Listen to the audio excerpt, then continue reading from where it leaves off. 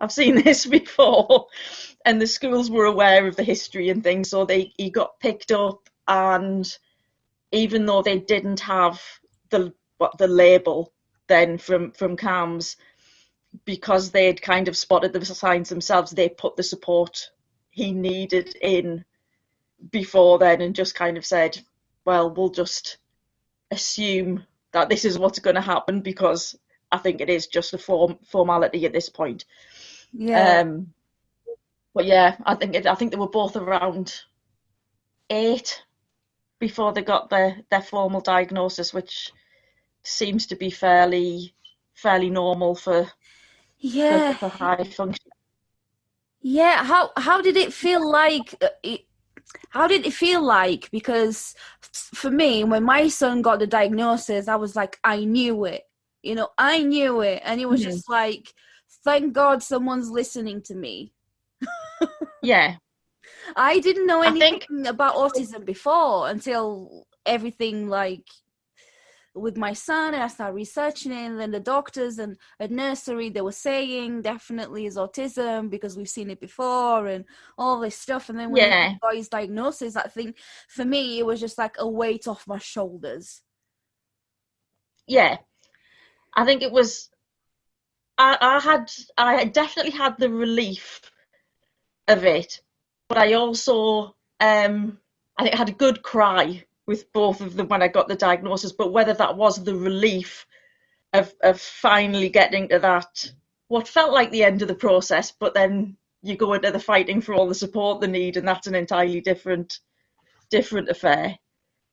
But I think there's very mixed emotions when you finally get that the diagnosis.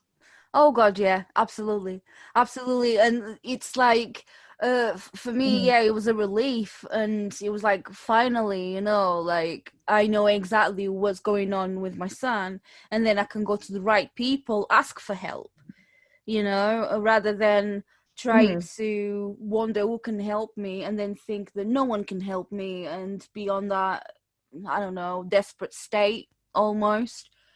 But I Yeah, guess, yeah, it's just it's so difficult. But then at the same time is knowing that your kids are, yes, they were special to you, but they are just that extra special.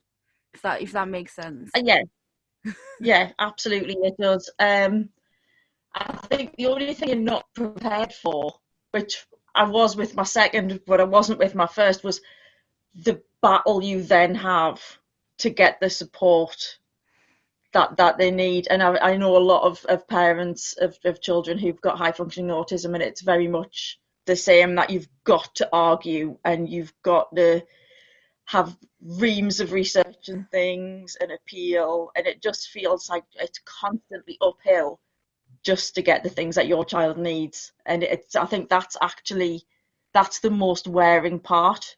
The looking after your kids is not the hard part. It's the fighting for stuff that grinds you down.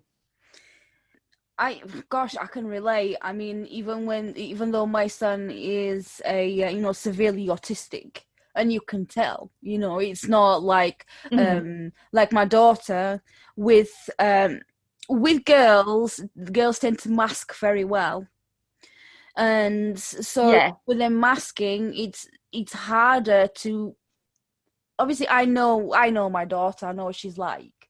I know when she's being Mm-hmm.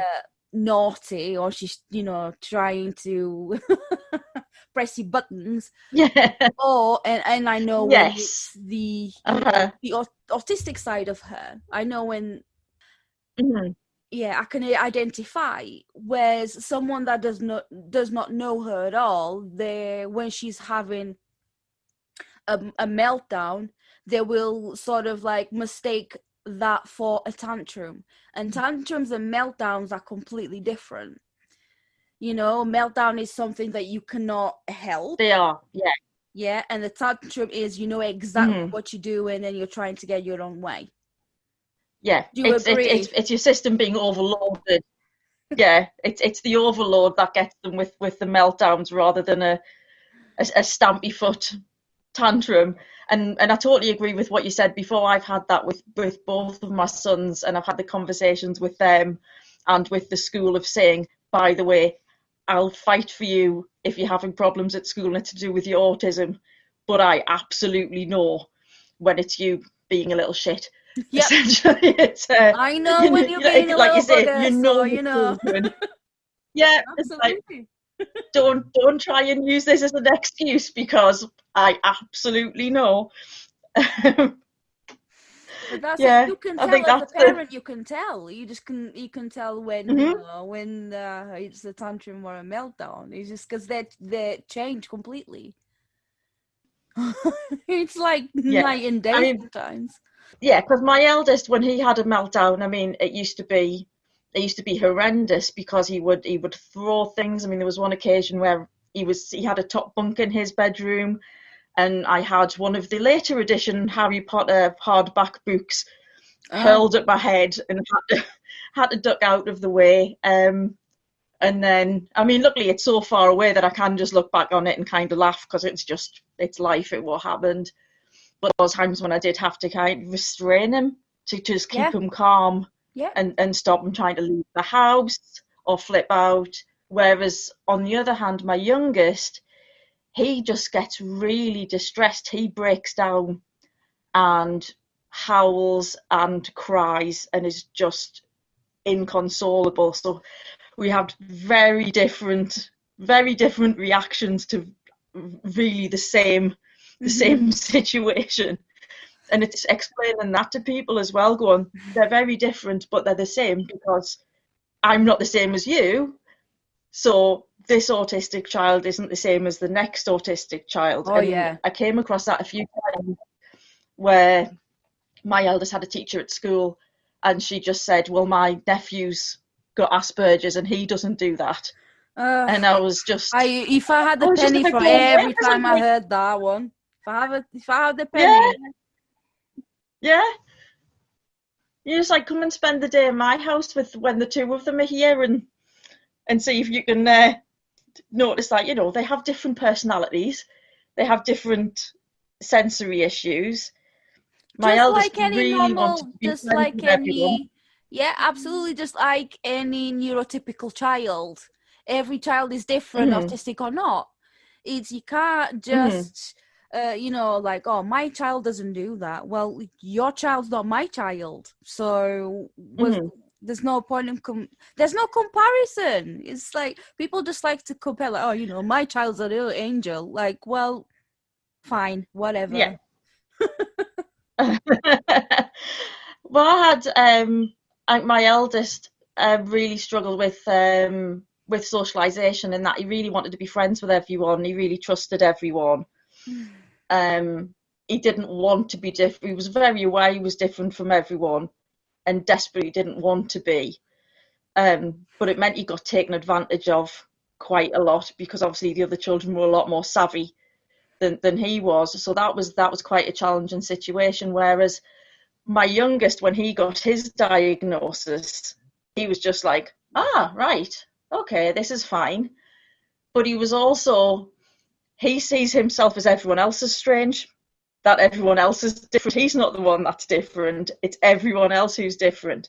So he has a really more calm and placid um, personality and approach to it, because he's not constantly battling the issues he has. He'll take help from the staff if he can, and he'll talk to people about it. Whereas, like I say, my eldest was very much in denial, and still is. Like sometimes he'll say he'll have problems with something, and I'll just raise an eyebrow, and he'll just go, "No, ma'am, don't." I'm not saying anything. It's fine. I'm not, but Um, but my youngest is very much, yeah. If people are friends with him, they're friends with him. If they're not, they're not. It doesn't bother him in the slightest. So it's those very different ways that they deal with their own issues. Yeah, they're very different, aren't they? Because Mhm. there might be some issues that you've had to deal with one, and then not had to deal with the other, perhaps. Mhm. And Yeah. yeah, I And think this yeah, the go on. similar thing to what you were talking about with your daughter is getting them, both of them, was the same, was the support because they could mask so well. Mm-hmm. Because with my eldest, if he'd had a good day at school, I knew I was going to get hell at home. And if he was calm at home, I knew we'd caused chaos at school because he was going to be at the mask or not mask. Um, and luckily, I was happier for him to be hell at home and for me to cope with it than Yeah. him to cause all those problems in school. So there's the masking thing. If people don't really know enough about Asperger's and autism, it's very easy for them to just think, well, they don't need much help. They don't. They're managing. They're okay. They're not having a problem because it's not as on the surface. It's not as visible all of the time. So I think that's getting the education out there to other people Oh, is massive. I would absolutely. never want to think. I would never want them. I mean, I think my son said, if someone gave you £1 million, would you take my autism away if you could? And I said no, because it's who you are. And I think it's that very famous phrase of I wouldn't change you for the world, but I would change the world for you. And that's very much my feeling on it. Is I want people to understand the difficulties they have and to accept it, rather than them having to adjust too much to the world around them and struggle mentally because of that. I think that the world needs to adjust around them, not the other way around. Because these, Yeah, like, definitely. yeah, because it's like, especially we are in year, well, in year 2020, it's very Yeah. different now, okay? It's very different, Mm-hmm. like it was when, back in the 80s when I was a kid. And so Mm-hmm. it's just, yeah, very different. Whereas, like, I'm going through the autism assessment as well. I always knew that I was Okay. different, Mm-hmm. because all my like my daughter, the way she is exactly the way I was as a kid. So Yeah. exactly, honestly, she's like mini me through and through. Mm-hmm. It's crazy. The same Yeah. anxieties, the same like I didn't know. For years and years and years, I thought I had a nervous tick. So when I'm Okay. excited, yeah, when I'm excited, I do like this quite a lot, or bite my fingers or whatever. I came to find out that it was stimming. Mm-hmm. So I didn't know what Yeah. that Huh? was, and until my son he's got his own way. He sways side to Mm-hmm. side, or he doing the same motion over and over again because you're either overwhelmed Mm-hmm. or. And I didn't know that I had that. And my daughter, she does the same with her hands, Mm-hmm. but her main one is flapping.